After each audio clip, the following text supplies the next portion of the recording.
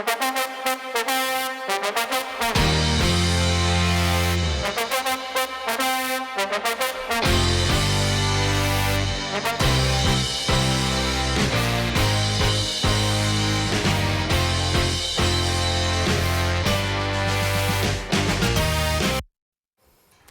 evening and welcome to week 9 of Football Friday Night. I'm Tony Quach. That's Dylan Tyson. Dave's off this week, but worry not, he'll return for week 10. It's Friday the 13th, and I'm not saying I'm superstitious. Well, maybe a little stitious. Well, you know, Tony, while today's date might be known for misfortunes, the Lima Senior Spartans have changed their fortunes in 2023 as they look to continue their winning ways tonight. Senior High is riding a 5-game win streak entering week 9 as they battle the Scott Bulldogs. With a win tonight, the Spartans claim at least a share of the Toledo City League title. In the first quarter, Lima Senior trails 7-0. Janias Hall hits Chance Sanders with the pass, and the senior picks up the first down and more. The Spartans continue their drive. A few plays later, Hall with a lateral pass to Khalik Wash, and the junior dodges a few Bulldogs. He powers his way into the end zone for the 6. The 2-point conversion is no good as the home team trails by 1. To the second quarter, Spartans trail 14-6. Hall fires the ball over to Sanders, and Sanders finds his way past the goal line. Lima Senior now down by 2. And on the ensuing 2-point conversion, Hall takes the snap, he passes it to Jason Hicks, and Hicks finds Sanders. This game is now tied up at 14. Lima Senior goes on to win 62-26. All right, Tony, let's move into some action from the NWC. Bluffton is 8-0 for the first time since 2004. That's the same year they last won the NWC title. But Allen East, the reigning conference champs, have beat the Pirates in their last 5 meetings. No sweat for Bluffton, though, because they're already up 28-0 when we pick up action in the second quarter. You heard that right, second quarter. Pirates' first play of the day. Landon Worcester takes it across the field and up the sideline 25 yards in their first play of the drive. Very next snap, Garrett Bogart is back to pass, fires deep, and Braden Jordan has beaten the coverage. They connect for the TD. 2 plays, 65 yards. 35-0 Bluffton. Pirates' next possession, Bogart on play action out of the shotgun, fires over the middle and connects with Hayden Dirth, dragged out of bounds inside the 5, and that sets up Noah Bricker to pound in the score. Bluffton forces their 7th consecutive shutout tonight by a margin of 42. Tony, they're sitting in the front seat for a conference championship. But buckled in right next to them is Columbus Grove. The Bulldogs, also unbeaten in the NWC, will battle Bluffton next week, but first, they're in Hardin County for a dog fight with the Ada Bulldogs. Grove is only 2-2 this year on the road, and they're facing a 3rd and 16 on their opening series, but Trenton Barraza takes the counter and makes 1 man miss. 2 men miss, and don't bet against Barraza in a foot race as he breaks away for a 71-yard score. Grove goes up 7-0. They force a punt on the ensuing possession, getting pinned inside their own 10, but that's no problem for the CG offense. This time, it's Trevin Baxter, the sophomore, breaking tackles, picking up 52 yards. Grove sets up shop inside the 5, and the very next play, Zach Reynolds takes the pitch, exercises some patience until the hole forms. He plows ahead for 6 more, 14-0 CG. The Grove Dogs will put 1 more on the board before the quarter ends. This time, Josh Gannon, who lays out the stiff arm and turns it loose. Columbus Grove, with a 56-6 win, is set for a home field championship matchup against Bluffton. The Leipzig Vikings host Jefferson Wildcats. The Jeff Cats are still looking for that first win of 2023, while Leipzig attempts to end a 2-game slide. In the first quarter, Quinn Schrader finds Trent Stiefker for the score. The PAT is no good, but Leipzig leads 6-0. Later on in the first, Ty Lammers takes the handoff, and he takes off into the end zone. The Vikings now lead 12-0. Let's jump ahead to the second quarter. Schrader connects with Stiefker for the touchdown. Home team now leads 19-0, and Leipzig continues to dominate as Schrader takes to the skies, and Jace Breck hauls it in for the 6. Leipzig rolls 33-0. Just one more score in the NWC. Crestview blanks Spencerville at home with a 42-0 dub. They now improve to 6-3 on the season. We're set for our first break on Football Friday Night. When we return, catch highlights from a wild night in the Western Buckeye League, including our spotlight game featuring Bath and Wapakoneta. Stay tuned for more. Welcome back. The Wapakoneta Redskins enter Week 9, riding a 6-game winning streak. The Skins have outscored their opponents 221-22 in that span. Tonight, they face off against the Bath Wildcats in our Football Friday Night spotlight game. The Football Friday Night Spotlight Game is brought to you by D&D Trucking. The Skins look to keep pace for their chase of the WBL crown as they eye their 13th straight win against the Bath Wildcats. Bath, on the other hand, looks to play spoiler tonight. Wapakoneta is up 24-0, and Bath kicks things off to start off the second half. And on the receiving end is Chase Naus, the Wapakoneta senior. Catches it at the 20-yard line, and he shifts into high gear from there. The 80-yard return gives the Redskins a 31-point lead. Wildcats looking to get something going on offense, but here's Bryson Pack with the sack. The Skins take over on the 50-yard line. Later on in the quarter, Caleb Moyer hands off to Jared Mullen, and the sophomore moves the chains for the Skins, and this would set up this TD rush by Noah Bishop. Wapakoneta rolls to a 38-0 win. We got ourselves a dogfight in Mercer County as Salina welcomes in Defiance. With a win tonight, Salina claims at least a share of the WBL crown. Defiance starts us off. Brett Zipfel gets the ball. He slings it to his receiver, cutting inside is TJ Keller-Myers, who moves the ball forward. That drive would stall out. Defiance has the ball once again. Zipfel flings it to the sideline, but Salina's defense comes up big with an interception. We're still scoreless.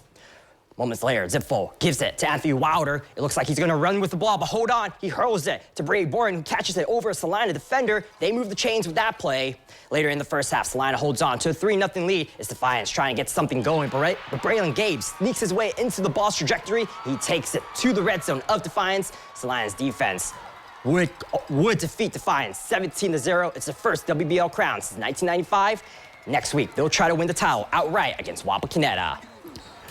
Now, in the middle of the WBL pack, Elida and St. Mary's and Tony, man, these Rough Riders. They lost their first 4 games, won the last 4, and they've also won their last 8 years of meetings with the Bulldogs, but it's the first time since 05 Elida comes into the matchup with 5 wins. We pick up in the second half. St. Mary's with a 15-0 advantage, and it's Colton Marby cutting through a sea of defenders. That Rough Rider ground game is tried and true, man. They build on their lead, now 22-0. Elida trying to get back in this game on the ensuing possession. They opt for the wide receiver screen on 3rd and 4, but Carter Steinberg playing tight man coverage, forcing a loss of 3 and a 4th down for Elida. Rough Riders get the ball back, hand it to Jacob Kessler, who cuts inside, gets wrapped up, and the ball's loose. But have no fear, because the running back's best friend, Tony, the offensive lineman. Tanner Maley scoops it. And ladies and gentlemen, we have the elusive big man touchdown. He extends the lead 29-0. Nothing rough about this Rough Riders win, 43-0. Over to Van Wert County. The Cougars hosting Kenton. 5-3 Van Wert. Back on track now with 2 straight wins. They've almost certainly locked up the playoffs, but a loss for the 2-6 Wildcats tonight would effectively eliminate them. Kenton on offense here, and they get on the board first. Blaine Bushong dishes over the middle to Zane Perkins. They say that one broke the plane before the ball came out, so Wildcats have the first lead. It's 6-0. Later, it's Kenton ball once again. The screen pass over to Perkins, but ball security proves to be an issue. That one's loose on the turf, and Reese Crew scoops and scores for the Cougars. This one's all tied up at 6. Skip ahead to the second quarter. Van Wert leads 12-6, and oh boy, we got a flea flicker developing in the backfield. Cougars gonna shoot deep, and who else on the receiving end but Crew? He finds pay dirt, extending the Cougars' lead. Van Wert wins 41-18. We wrap up our WBL action in Putnam County as Shawnee invades Ottawa Glandorf. Both the Titans and Indians are seeking their first win of the season. OG has won 7 of the last 10 meetings against Shawnee. 23 seconds left in the third. JJ Spiker connects with Christian Jones. And this Shawnee senior takes it all the way past the pylon for the score. Shawnee now leads 15-3. But Ottawa Glandorf will battle back as Peyton Kuhlman fires it over to Grant Schrader, and he picks up the first down. And moments later, Kuhlman finds Grant Evers, and he keeps things moving for OG. They will come back to win 16-15. And we're set for our second and final break on Football Friday night. When we come back, catch highlights for a busy night in the Midwest Athletic Conference. Stay tuned for more. Welcome back. Another one of the biggest games in the state tonight. Coldwater, undefeated and ranked 3rd in Division 5, takes on 7-1 Versailles, the state's best team in D6. The Tigers' only loss this year comes to a Marion local team that's won 40 straight. And that's who the Cavaliers will play next week. Needless to say, major MAC title implications in this one. But you wouldn't know it by looking at the history books. That's because Coldwater has won each of the last 18 matchups with the Tigers dating back to 2004. Defensive slugfest, scoreless in the second quarter. 4th and 5 in Tiger Terry. Cavs offense on the field. Try and take the shot through the air, but it's picked off by A.J. Griesdorn. Brings it back to the line of scrimmage. Tigers can't do anything with it on offense, so the ball is back in Coldwater hands. This time it's 3rd and goal when Blaylen Blockberger rolls out, and at the pylon he connects with the senior wideout, A.J. Harlemert. Cavs will take a 7-0 lead into halftime. They make it 19 straight wins over Versailles, 21-14. Tony, that sets up a championship game with Marion Local next week. That's right, Dylan. The Marion Local Flyers are also eyeing that MAC championship as well. Tonight they pay a visit to St. Henry for a showdown with the Redskins. We'll pick things up in the second half. St. Henry trails 41-0. Charlie Whirling decides to go with an aerial approach, and it pays off with Hayden Beckman hauling it in. He makes his way into the end zone. The Skins now trail 41-7. But that's going to be the last of the scoring in this game. The Flyers extend their winning streak to 41 straight games with a 41-7 dub, which sets things up for an outright MAC title game against Coldwater in Week 10. We head back to Allen County as St. John's takes on Parkway. The Blue Jays hope to snap a 3-game losing streak, while the Panthers are trying to end a 4-game slide of their own. We'll pick things up in the fourth quarter. Parkway trails 28-0 on the other end of this pass as Kane Berry, and Berry cruises in for the TD. Parkway now trails 28-8 after a 2-point conversion. But the Blue Jays lead is too much for the Panthers as Drew Boggs decides to take it himself. He pushes the Jays lead to 27. St. John's will go on to win 42-8.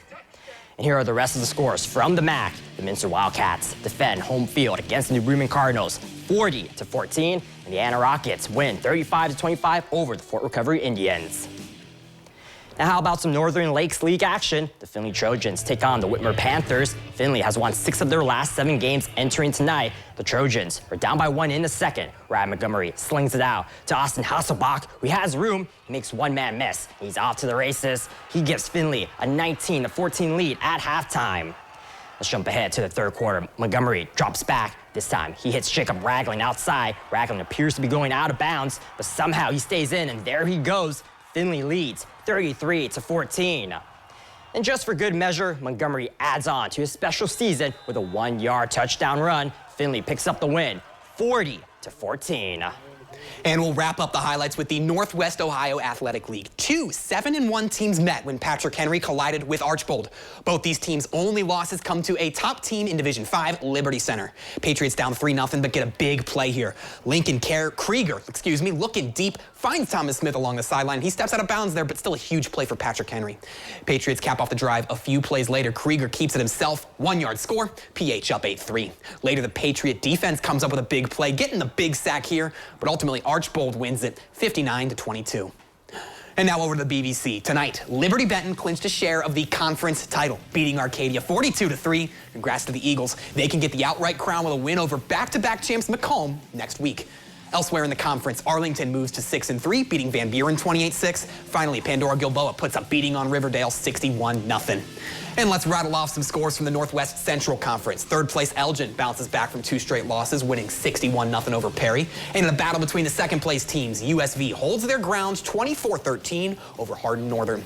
Waynesfield Goshen still sits alone in first place, beating Riverdale 53-20. Tigers officially have at least a share of the NWCC for back-to-back titles. In Hardin County, Ridgemont earns the win 48-14 over Corey Rawson.